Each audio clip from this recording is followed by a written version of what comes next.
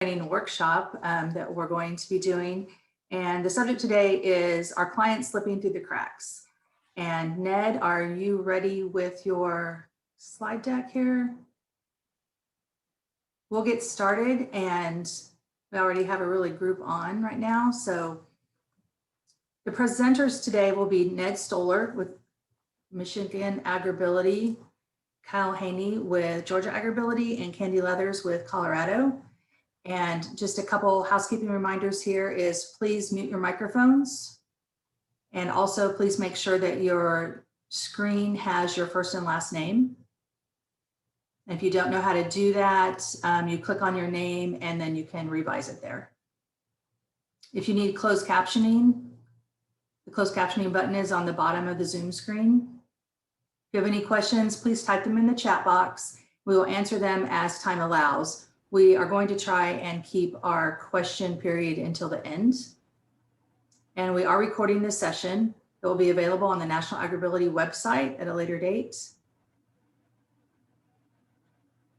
And at the end of the session, please click on the link in the chat box to complete an evaluation of this session. And I know that Ned was planning on asking some questions as we go, so please participate in those and we will tally up some results and we can discuss those as we go. So for now, I'm going to turn it over to Ned. Okay, thank you, Tawny. I am Ned Stoller from Michigan AgrAbility, and Candy Leathers from Colorado and Kyle Haney from Georgia AgrAbility have agreed to do this presentation with me today, and we're hoping it's more like an unconferencing session where there can be lots of people giving input and asking questions and having some discussion. We'll start out with Candy and I and Kyle each doing about a 10-minute presentation talking about how we try to keep from having clients slip through the cracks as we work with our AgrAbility farmers in our states, and then open it up for others to share their advice and ideas and what's worked well and what's been challenging with your systems in your states. So I'm the assistive technology professional in Michigan, and we have clients that are 12 hours apart from one corner of the state to the other, and about 70 new clients per year last year, and it's looking that way this year also, which is more than we are accustomed to in Michigan. So there's certainly some growing pains going on. And so Candy and I originally had this conversation last year about how I just wanted to know from her how she could keep everything straight in Colorado. And you know, we have not just the new clients, but also people from previous years calling back with more questions, and we have multiple staff. We are in different organizations between Michigan State University and Easter Seals, Michigan, plus collaborating with others around the state, working from different locations.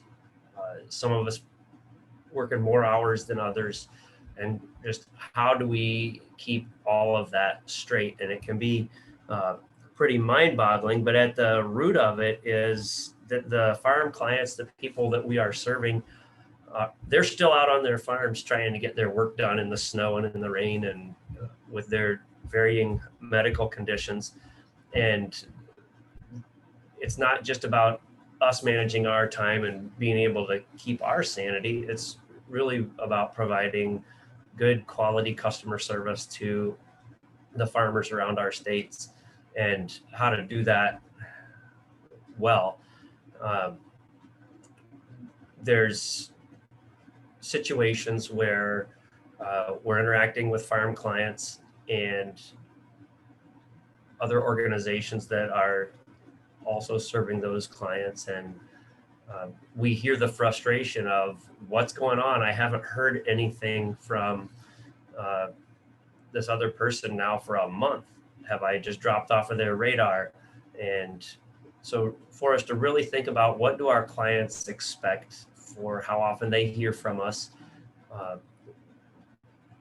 what is it that we do to stay in touch with them that really gives them a good customer experience? Even though we're not selling them anything, and maybe it's not the right thing to call them customers, but we really want to provide them with that very good relationships and services in a timely way. So I'm wondering if the folks that are on would mind typing into the chat, how do you keep track of it in your state with sharing files and working together? Say you're in 2 or 3 different offices and you have pictures and documents that you've taken at a client's farm and you want somebody else to be able to see it and use it. What do you do? And if yours isn't on this list, just type in what you use. And I'm curious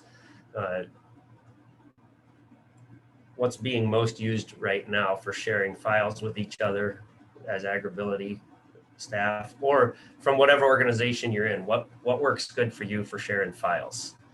And Tawny's going to be trying to count them up and tell us who wins on this.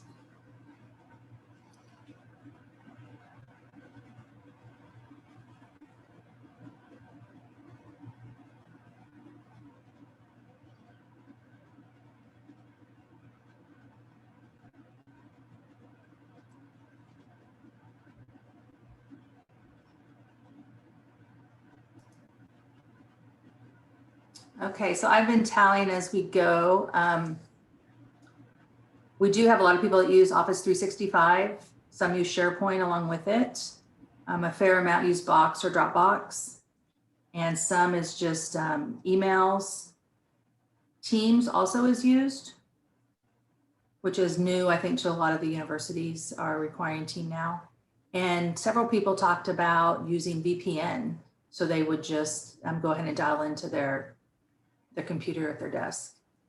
And so Teams, SharePoint, OneDrive, all of those are part of Office 365. So if you tallied them up, is that half of the responses? It's probably close. I don't have half. We have some CiviCore. Yeah, I one Asana. I would say it's the majority. Okay. It would be some type of Office 365. Yes. Okay. Well, people can keep on typing in there what they're using, and we're going to talk more about it as we go through this. So we have our email inboxes that have constant information coming into them, replying to people in our organizations and clients. And one of the big things we have to do as we're serving lots of people is keeping the most important things at the top of our list and making sure that when there's deadlines, we're meeting them. And I would just point out the importance of relationship with our clients and not rushing past them in the hurry to get things done for them. And as we can triage and work on our emails and getting things done, to make sure that this is one that stays at the top of the list, is that when we get out to a farm and we are with the clients, to that's our opportunity to really learn from them and hear from them what is the most important tasks for them to do and who's working with them. And so I just like to point that out, that it's not so much about technology when it gets to this point, but making sure we're spending quality time with the clients and hearing from them when we're on the farms. So Candy Leathers is going to talk with us about what they do in Colorado. Sorry, my slides keep moving on me. I didn't take the timing off. And so Candy, if you want to share your bio, and then we can go on to the overview of the CiviCore. Okay, thanks. I'm a old farm girl from Western Kansas, Eastern Colorado. I've been with the Colorado AgrAbility project around 8 or 9 years now.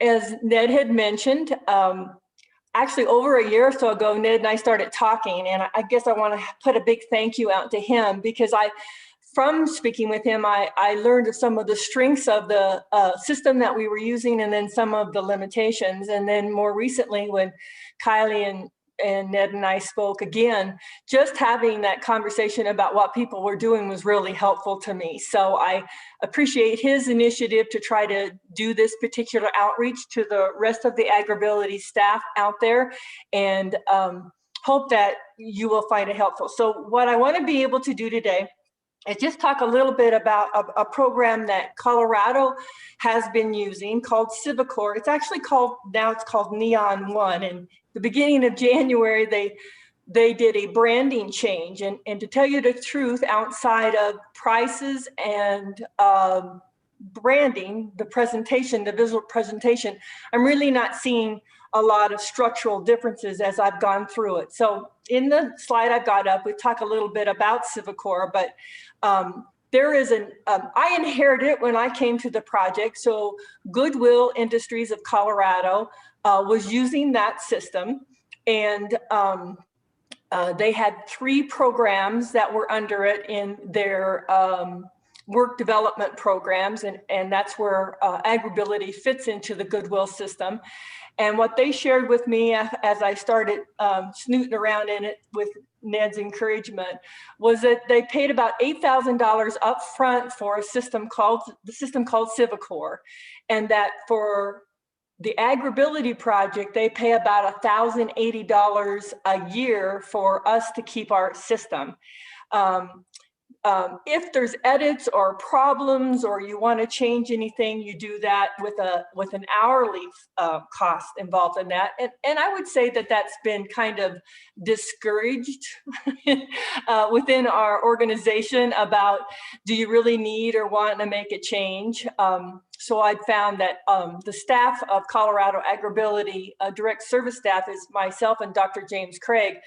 We usually can figure things out together, but the concept of if somebody got hit by a bus often scares me, because a lot what James and I do is between our heads, and not so much a format that someone could follow regarding our logic and how we use CiviCore. So there's some great strengths about it. It is a custom client case management solution. And if you work with the Neo One program, they speak with you at great depths about what you need and how it looks and how it's easy for you to access. And they spend a lot of time with you and your staff to try to develop that. Again, I wasn't privy to that, but I will tell you, when there has been a problem or two, or National has come up with a new field, they've been real receptive to try to get that to us. So it's really tailored. It's efficient and effective. The fields are customized to us. Administratively, my staff in Goodwill, my supervisors in Goodwill, can access that system and look at it at any time that they could pull data in an administrative way from the database that we keep, but it is not accessible to our CSU partner. So they can't. So if Dr. Robert Fetch or Dr. Dahlstead needed any information about clients or numbers or data, I have to pull that from the database and send it to them. They can't access it independently. They have a reporting ability in CiviCore that I think has been to an advantage over some other programs that I've seen, in that anything I put in, I can pull numbers out. So if I wanted to ask how many pigs I saw, and I had that as a field, later date, I could pull that particular piece of information out. And I'm gonna kind of walk you through that in a second to kind of show you that. So I think that that's a great, what they call a search ability to get that information. Of course, I use that for my NAP reports and my reports I send to CSU and other Goodwill reports.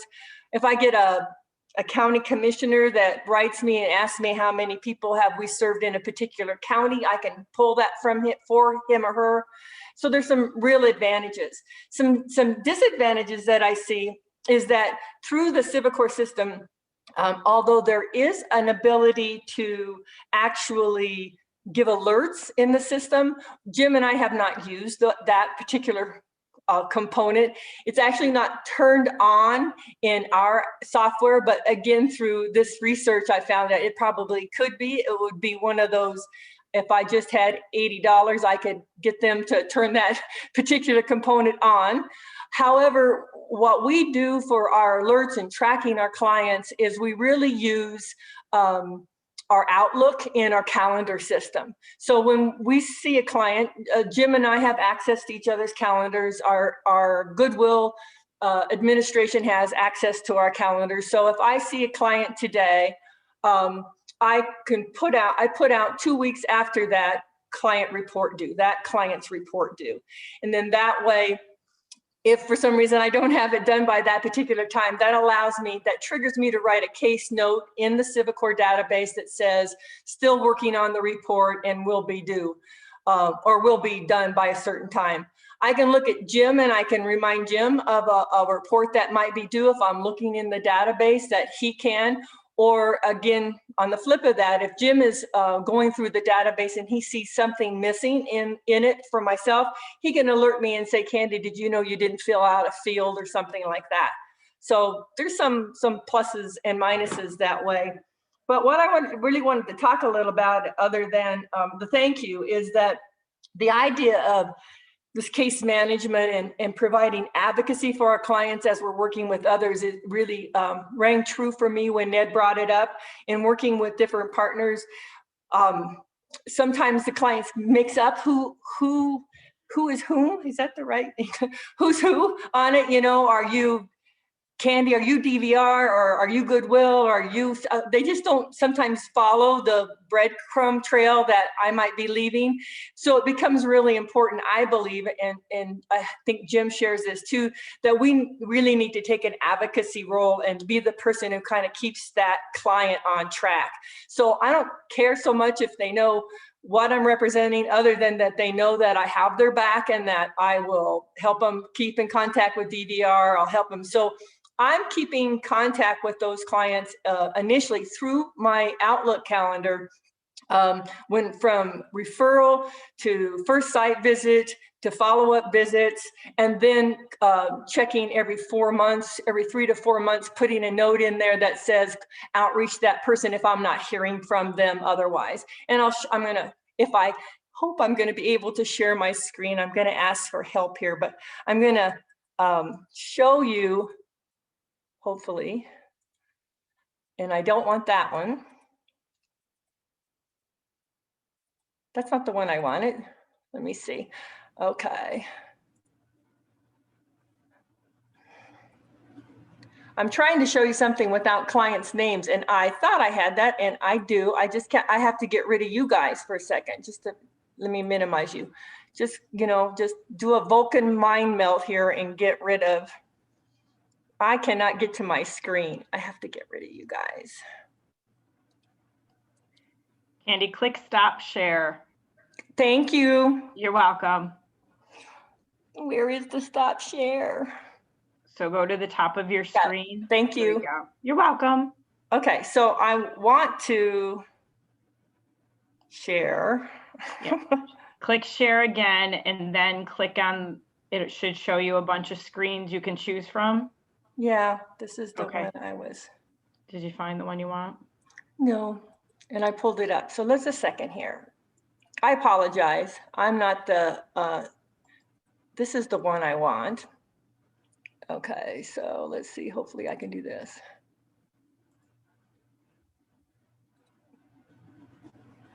Ta-da, like magic. I'm sorry. Okay, so hopefully what you see is what it says CiviCore AgrAbility database is what you're taking a look at, and my apologies.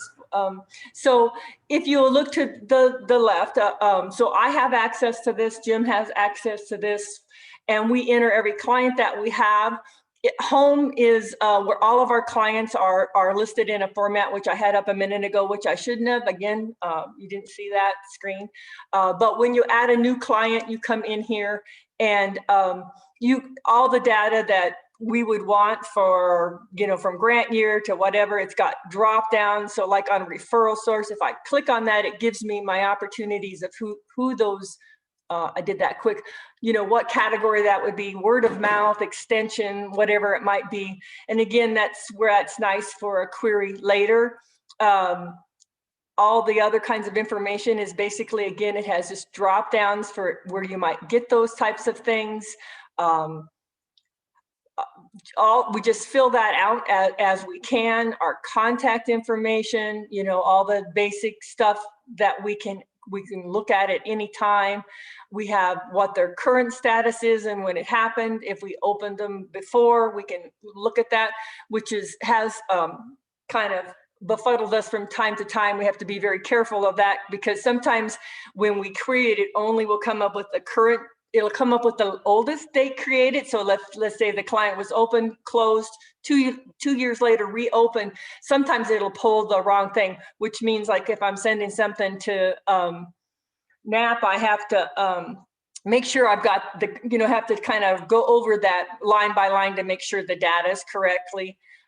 We look at communications and surveys that we've maybe been gathered in. And again, we're putting in dates of when the evals were done. The disability information is pretty straightforward. And again, all drop downs, basic farm information that we might be able. And then once we submit that information, then I can pull that client up any time, and they have our client number, so I can query that. So it also has ability to list like organizations that maybe we've been working with and have information on. So I can go to that, gives me just a reference base. And then something that becomes real important in our organization is any additional outreach we've done, any workshops we've done, any communications, where we are requested or asked to list those, and then how many people we saw at that time. Again, just as an easy one place that Jim and I can go to try to pull that information. The search thing is probably the thing I like about it the most. Although this is the downside, it's like the great side that you have a search thing and you can pull reports, but it's not super intuitive, and their literature says it is. And I don't know what intuition they're talking about, but it wasn't ours. So, and actually if you read some of the reviews, they'll say that that's one of the, you know, if you look at the reviews from other people, they'll say, you know, that's really has been a struggle for them sometimes on how to try to pull search information and come up with a search screen. So I think that's kind of an interesting situation. But I'll just pull something. I'll just pull this report. Probably shouldn't have. And then it'll just. I'm going to go back. It just will list. All the information that I wanted, was a NAP report, and then I can go through and see if if I know client 192 is not a female, I can make a change. I have to go back in the database. When I inherited that, I would tell you that would be something that was kind of a little bit of a jam, was that, you know, sometimes you find, because Chuck will find where you made mistakes and you need to go back and change your database. And sometimes that, you know, at the time you change it for the report, but you don't go back and change it in the database. So that problem will exist again and again and again. So you always need to go back and correct that. But that's probably the best item. So when you're trying to come up with a report, you have that particular ability to do that, which I greatly have liked. So what I share with you today is that this is a really customized thing. I think the price, after listening to Kyle, is outrageous from what I learned the other day from him. But it was the existing program when we came here. It has worked well. In January, actually, I think it was in February, I was sharing with Ned, I got an email one day saying that they had changed our database, and we were going to another program. It's called Acumen. And after I picked myself off the ground, because it was like, I got the message in February and they said it started in January. So I was like, oh my gosh.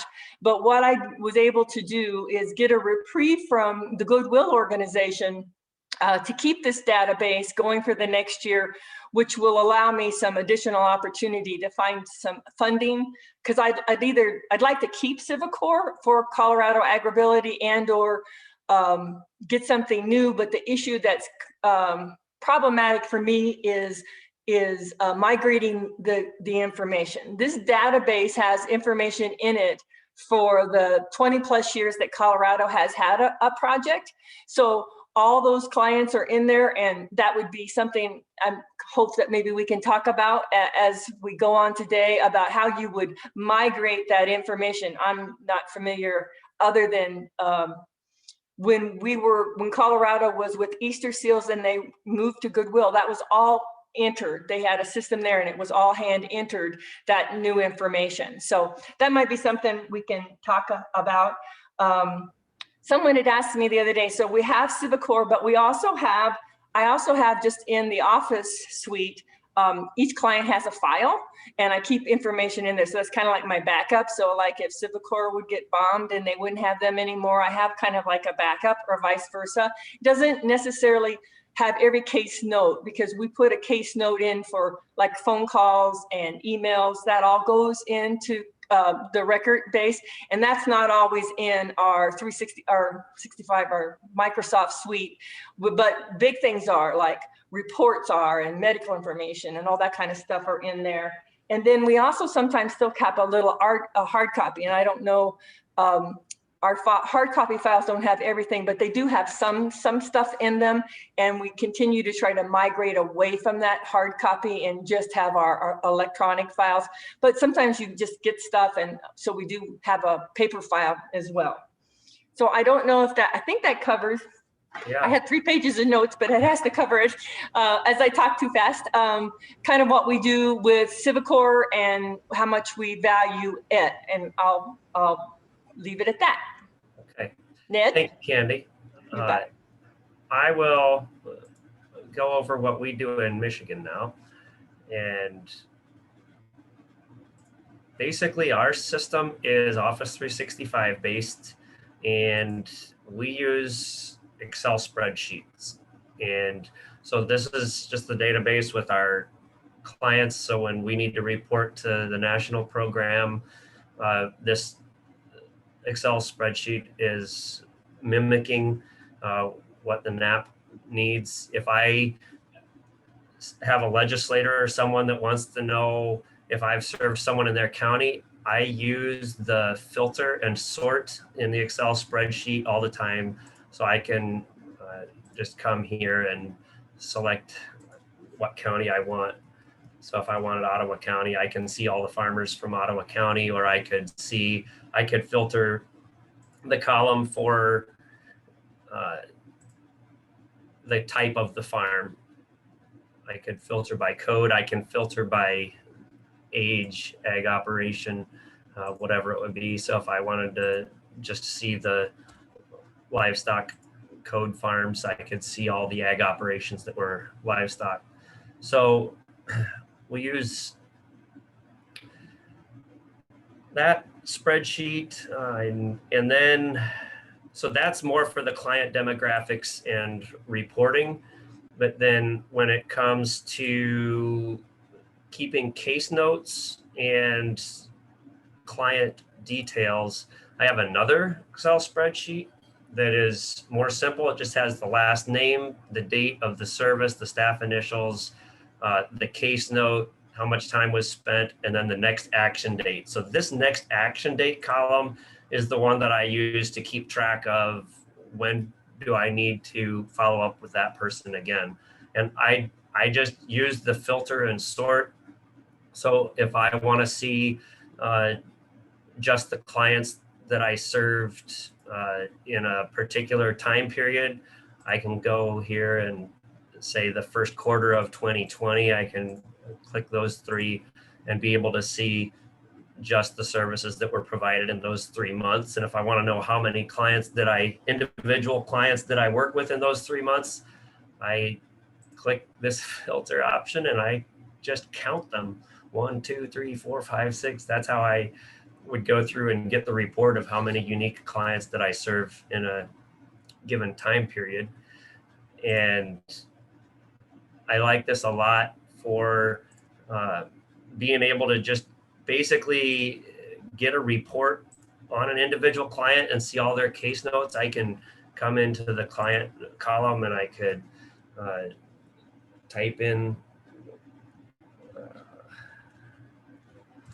the client's last name, and I have in order all of my case notes, and I can read what I did when.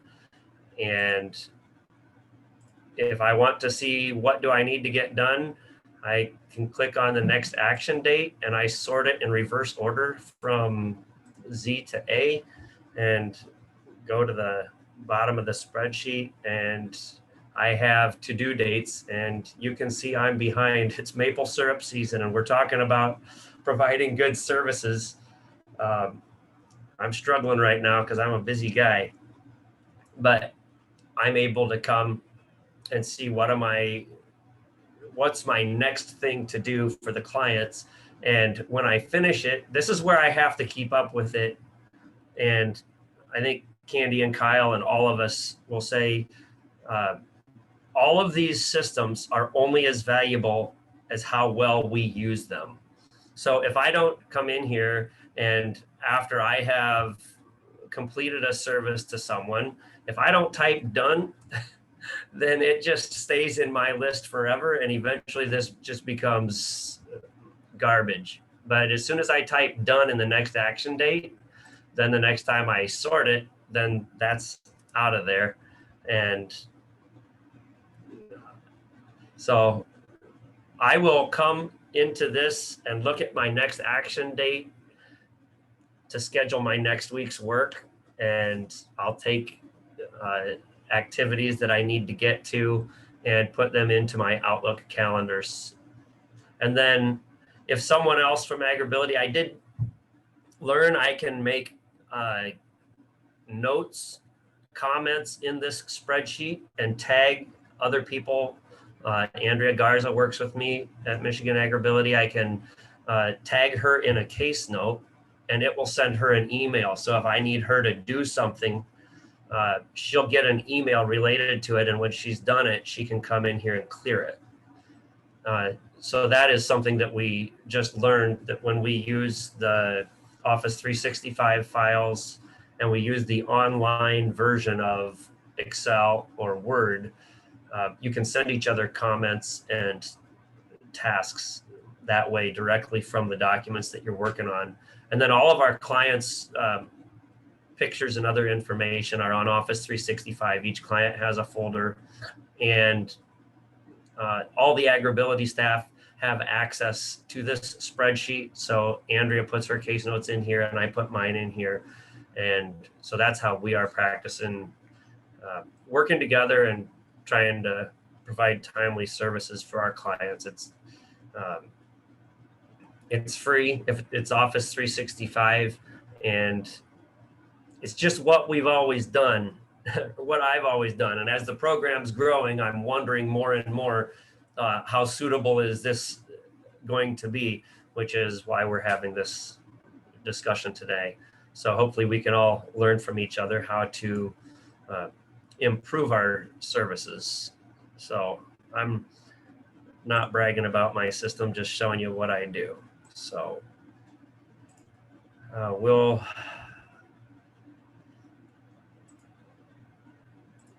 go on to Kyle. Whoops. Passed you up, Kyle. All right. There we go. Hey everyone, my name is Kyle Haney and I'm with Georgia AgrAbility and I'm the North Georgia Field Services Coordinator. And Kyle. There we go. We're good? Yep. Okay. And we've been using a project management software called Asana. If you can go to the next slide, Ned. Thank you. Asana is a cloud-based project management program that helps to collaborate and organize projects and their corresponding tasks. We've been using it in Georgia since 2015. What we really like about this program, it's virtual, it's easy to use, it's secure, and it's free. And when you're looking at Asana, a few things to keep in mind: it's project-based and not data-based. And so it means it likes information more than numbers. So you may still need to have Excel and other systems to track that. We use Office 365 for our hard data that we have to send to NAP and for grant reporting. But this is a great way to keep client management on track. And so with being a project management system, we treat our clients as projects in Asana.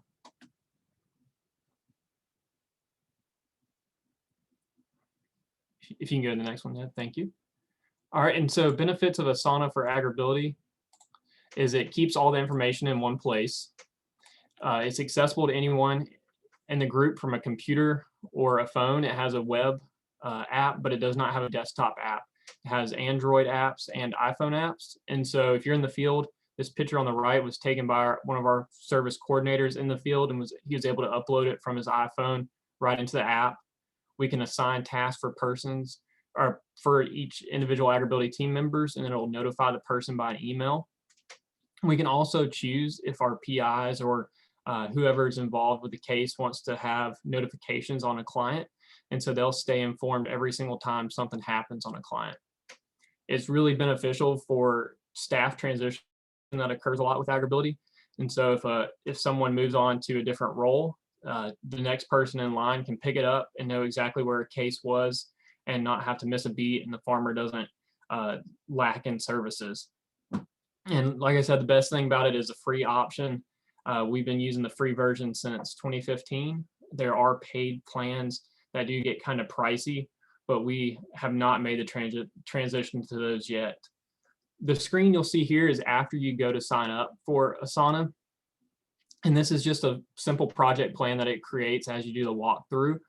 From this screen here, within 30 minutes, a new user can be inputting farmers after they do a few basic setup tasks. And I'm going to show in just a minute. If you can go to the next screen, Ned. All right, so when using Asana for the past 6 years, we found that two things make it a lot easier for us to use as AgrAbility. We have two templates that we use for all of our clients. One is a template for an existing farm. So that's someone who's been in business and has all their business plan information lined up. And then another template is for a new farm. The only difference between those two templates are the business plan section. And so we'll walk through just what those templates entail. If you can go to the next slide. So we have personal information section. This is where we keep all of our intake forms that we do, the farm address, and our release forms that we collect at the site visits. If you can go to the next slide. We have our steps, and we go through, we send them a welcome letter, our internal site visit notes, site visit, formal recommendation report, all lives here. If you can go to the next one. We also keep on the steps, we also keep kind of a general idea on when everything is going to be completed so we can be consistent across all clients for due dates. We also have an activity log, and all inputs that we have with our clients go in here. So this is phone calls, text messages. If we have communication with other organizations on the client's behalf, we put that information in here as well. You can go to the next one. And this is the only difference between the existing farm template and the new farm template is a business plan development section that we assist on their business plan with them. All right, next slide.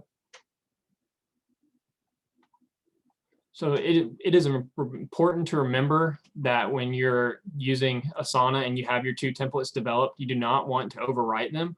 You simply want to duplicate the project and put your farmer's name into it.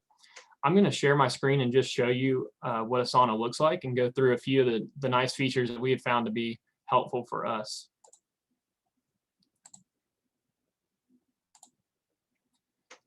I built out an Asana. This is a fake Asana that I made last week just so I wouldn't be sharing any client information. When you go into Asana, there's a home tab that you'll be taken to every time. And on the home screen, you'll have your task due soon that you'll see in the top bar. And so I have a fake task up here that's due on Thursday. And then you'll also see your recent projects down below that you can click into. On the left-hand side is a toolbar for Asana. And this is where all your projects will live. The workspace on this one is called Asana Tutorial. And there's also the templates below. These are those 2 critical templates that I was talking about. And so all the farmers that I make for our AgrAbility project are all based off of these templates. I have my farmer projects here. And then below that, you can even do events. That's kind of what Asana was intended for, was event planning. And so we still use that for farm shows and other events that we go to throughout the year to be able to plan for those. So I'm going to go into a client here, Tom Smith, and you can see on the personal information, we can upload files here. His intake file has been uploaded. We have his release of information forms uploaded. And then this, I put him in last week just as a fake client, and his steps were on to the, we've done the initial site visit yesterday. And so I was the one who completed that. And I know I have to get internal site visit notes done within 3 days of that initial site visit. So I assigned myself a due date of Thursday. And so that's where it showed up in my home screen and let me know that I have that task due. So if I want to, I know the formal recommendation report is due within 5 business days of the initial site visit. So I can click in this field and assign myself a due date of next Monday. And then I can tag myself. And so that way I know that it's due. And so this is the feature that you can tag any staff member that's in your AgrAbility project, and they'll get a notification saying they have a task due. Down below here is the activity log, and this is where all of our information is kept on the clients. You can see on this one, he had called about workshops and wanted to know more information, and so I was able to tag another staff member and asked him if she could follow up with him for the details. Up in the, this is a list view that we like to use. It's real helpful for any staff member to go in and quickly see what is left on the project, what needs to be done for the client. And also if like a staff member gets called about a client and is not working with that client currently, they can easily go in and see where another staff member who's been doing stuff with the client had left off. And so it makes us look really professional as an AgrAbility organization. In the top view, you have your different views of the client's information. So there's a board view, there's a calendar that's really helpful. So that way each individual project has its calendar. So every single client that you put in here will have their own calendar with that information that needs to be completed. So it helps keep everyone on track. There's also a quick way to see all the files that you have, so you don't have to go through the individual tasks that are in there. Because once you get a client who's been there several years with you, a lot of tasks are all of a sudden, you got to scroll through to see something that had been put in a long time ago. Up here is where you can add team members to Asana. So if you want to make other AgrAbility staff members be able to use Asana, you put them in here, just send them an email and they will be able to see all the information you have in there. And it'll also notify them on the projects you'd like. It has a great search feature so that you can easily search for your clients. Over in the left-hand side here, that's another place that you can invite your team members and is quickly able to remove someone. And if they leave your AgrAbility project, you can go in and just say remove from Asana and they'll not be able to have any more access to your client's information.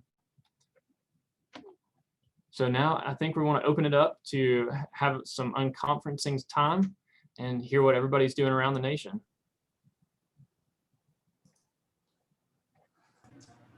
Thank you, Kyle. I don't have any questions in the chat box. However, one question that Candy actually asked that maybe goes out to everyone else is, have you migrated information into another platform and how did that work out for you? Or what method did you use? So if anybody has any suggestions they would like to offer and share, you can, I think you can unmute yourself. Even if it didn't go well, you can share.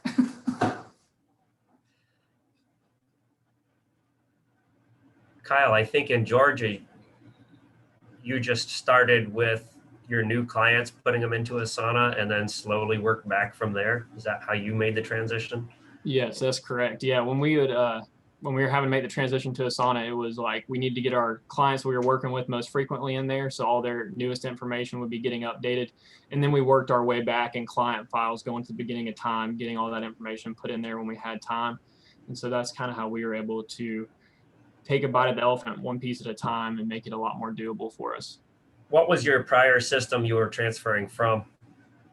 We still keep all of our information in hard files, but we had 3 different ways we were keeping it, and we have staff in 2 different locations, and so hard files had been a way, but it was hard to keep the hard files constantly up to date and be able to retrieve information within 2 different locations. We had Dropbox, and we were trying to use Google Drive as well, but it just seemed like the more stuff you keep creating, more and more information in there, and more information kept getting lost on us. And so this way we've been able to help keep all the information in 2 different places. That's great. So we do have a question. Lonnie asked if users are required to have a Gmail address to utilize Asana. No, we actually, we use our university email. Any emails will work for Asana when you're setting it up. Okay, thank you. I had a question going back to moving information maybe to one system to another, whatever it might be. Has anyone had any information about how long you should be keeping these electronic records or even hard copy records, if there has any guidance that we can discuss about how long to keep that hard copy, electronic copy, anything like that? So when you are looking at trying to merge something, is there any guidance on that?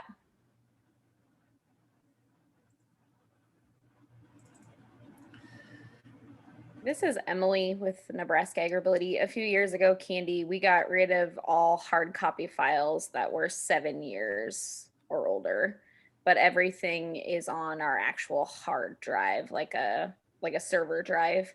So all client files got scanned in and put in to basically year files. So 2008, you could go to 2008 file and you would pull up John Smith and John Toms or whatever their names were, and everything would be inside that server. So if you needed it. So the plan is that we'll keep everything on the server for every year, but after hard copy wise, we'll get rid of them if it's past 7 years, if they've been out of the system for 7 years. I don't know that that's accurate or not, but we had like 12 storage files that were full, and the rent was going up, and we needed to cut some costs. So that was kind of where we played that line. I had shared that when I came to the project, prior to that, they had been with Easter seals. And when I go into the CiviCore files, what I will find maybe some basic client information, but there's no notes or reports or anything like that. So there's the data, if the basic maybe NAP kind of data, but there's nothing else in there. And then what I kind of questioned was, do you really need that? That would be so old. If I'm working with someone, I'd want to be starting fresh anyway. So your 7-year concept, which is a workers' comp claim, kind of how long you keep a file, maybe is a good benchmark. Thank you, Emily. I just got a call yesterday from a client that I worked with in 2004 and wants me to come back out. And so I just have his report in his old file, and I haven't looked at his hard copy. I probably have something at the Easter Seals office in the locked cabinet. But the computer file that I have is helpful as I'm preparing to go back out there tomorrow. Right. So that's like, I don't know, did I need to keep it for 17 years? I did, but. That's great. So Eileen has a question about VR counselors and if they input into Asana or they share with Extension or nonprofit disability partners. Maybe how you all manage that and who has access. The free version of Asana gives 15 members access. So that's plenty for our AgrAbility team, but it does not give enough access to other organizations. If you pay for the premium version, that you'll have I think it's up to 100 guest users can access Asana. You'll want to be careful about what you allow them to access. And so the premium version gives you controls on if you want to allow someone a specific access to just one project or client. And so that's what you need to do in that scenario. And also we put in information we may not want VR to see around the client in Asana. And so we don't allow access to that. And I know a lot of times vocational rehab, they have their own client or their own system that it takes a lot of time for them to input client information. And so it may not be beneficial trying to have them go into another place and input client information as well, with as busy as they are working with clients. Sure, that makes sense. So Vicki with NIFA USDA, she said that she made a note to ask Brad about the data security, including the archives. So I think that would be something really good for us all to consider. And she said it may be a question for Knapp. I think I saw Paul's name on here. If you want to chime in, and maybe we can get an answer, a formal answer later, and also have it shared with everyone.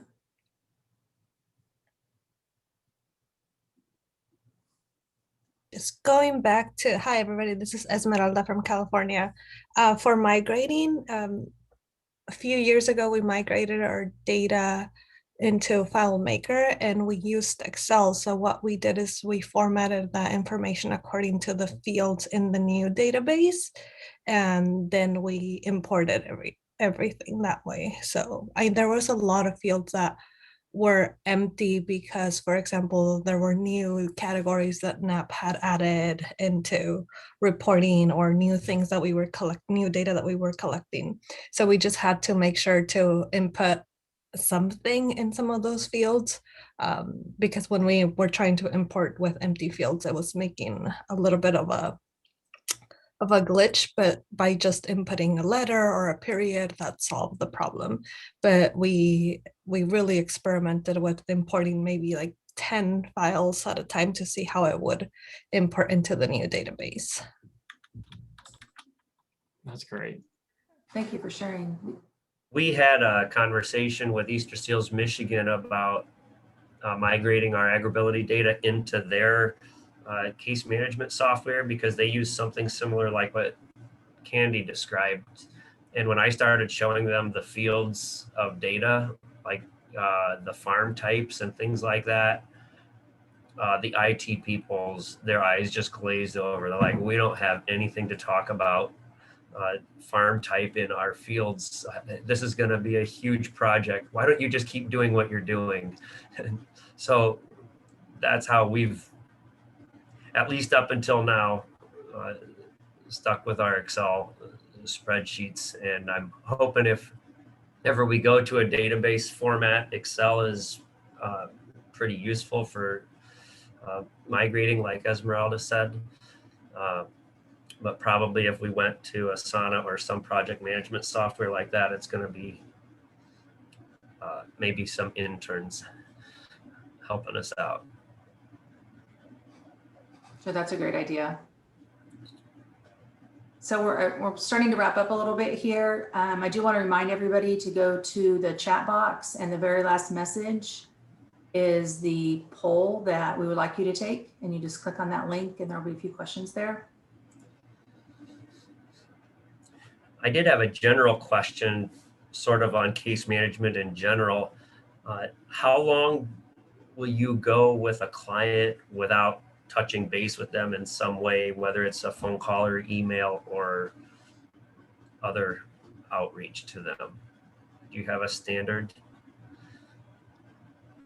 I would answer that if we have had a client that we are working with on a consistent basis, we're looking at trying to have a case note in monthly, but if that person has fallen off, they're definitely going to be outreached at a year time frame, and a decision will have to be made. They may be at that time since maybe we aren't getting any communication, they're not responding, that would be a trigger for us to close that case. So that would be the furthest out, least amount of time that we would have.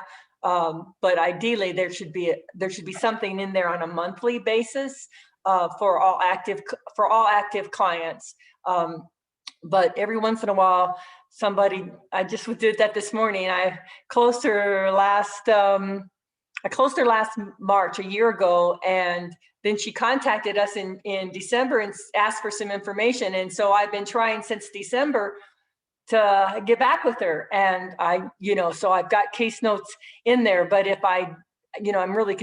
haven't opened her back up again. I haven't had that contact to open her back up. So I would say that if I don't hear from her in a year, I'll put her back into a inactive status.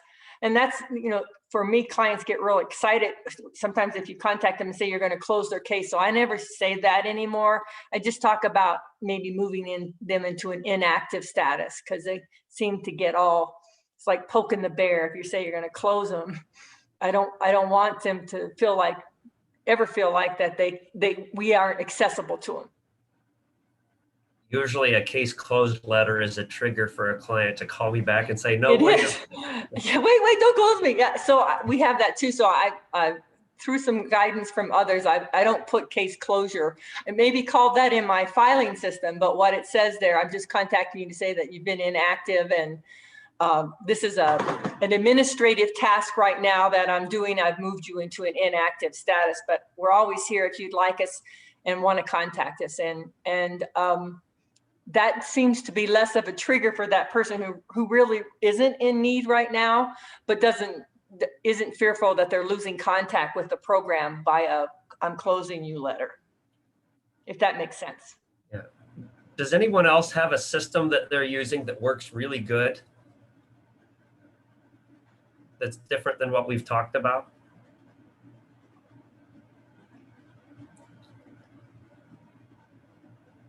Anybody have a system that works really bad that we should all avoid?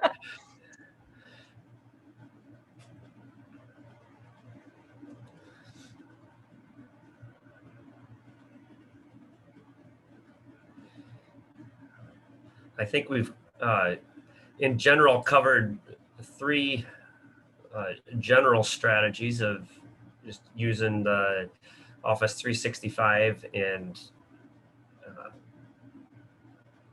other options, project management software, case management software. So I hope that this has been useful to think about. Sorry, I got to go back here to the last slide. Kyle and Candy and I are all more than happy to talk with you if you have more questions off the air about our specific systems. One person's asked me if I could share my spreadsheets, just a blank spreadsheet. I'd be happy to do that if somebody wants to just play around with what we're using. And Kyle's done some work as well from Georgia. He put it in the chat box there. So email him if you want some of his tutorials. And thanks for joining us today. Is there anything else, Tani, that we need to cover here? Sure. So I just wanted to mention that Ralph shared that Sill Suite system works well for them. And so that's another possibility, and that is spelled out in the chat box there. I'm glad it works well for you. Thanks for the English teacher note. Oh. The chat. I can always learn. Thank you. And I just wanted to follow up with letting everybody know that we appreciate you joining us today, and to please follow the link in the chat box to answer the evaluation questions. You can use the same Zoom link that you used today for all the upcoming Tuesday sessions. And the next session is Communicating with Farmers Under Stress with Susan Harris and Glennis McClure from Ohio AgrAbility, 1 o'clock Eastern time. If you have any questions, feel free to contact Tess at our email there.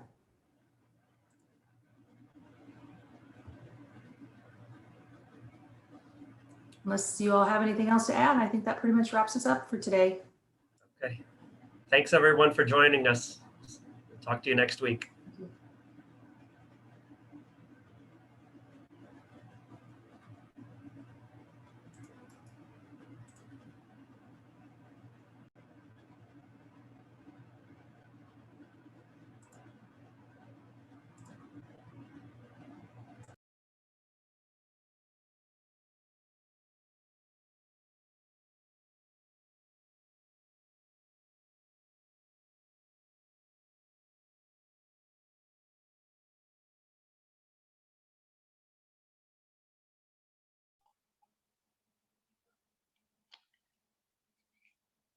I will keep the Zoom link open until people have finished doing the evaluations. And again, thank you for joining us.